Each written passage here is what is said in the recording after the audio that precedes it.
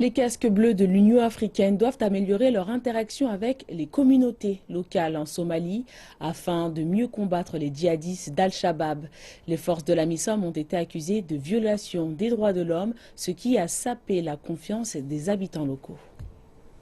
La mission de l'AMISOM en cours depuis 9 ans est forte de 22 000 soldats provenant de 5 pays africains. Mais les membres de l'AMISOM ont été accusés d'avoir abusé sexuellement et exploité des femmes vulnérables en Somalie.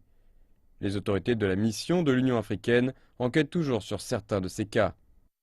Selon les observateurs, ces actes ont grandement sapé les efforts de la mission. L'un des échecs de la force de maintien de la paix en Somalie, c'est de n'avoir pas réussi à conquérir la confiance du public. Cela fait déjà presque une décennie que l'AMISOM est accusée de nombreuses violations des droits de l'homme. Jusqu'à présent, aucune action n'a été prise. L'Union africaine a annoncé qu'elle mènerait des enquêtes. Cela sape vraiment les opérations de la mission. La mission possède cependant des centres médicaux gratuits au sein de ses bases militaires.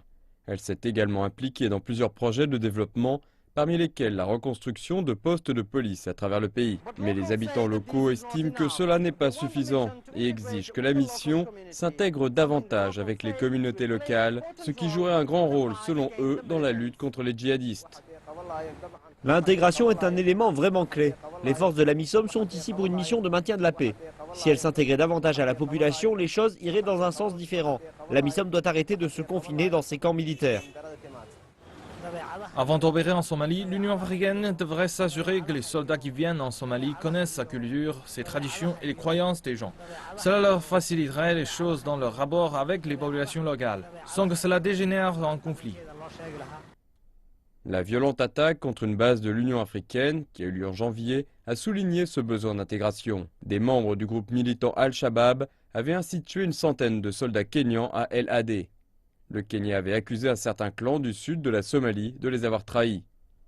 Pour la prochaine offensive militaire de la MISOM, les experts souhaitent que les forces puissent gagner la confiance du public dans les régions récemment libérées, afin d'éviter une répétition de ce genre d'attaque contre ces bases.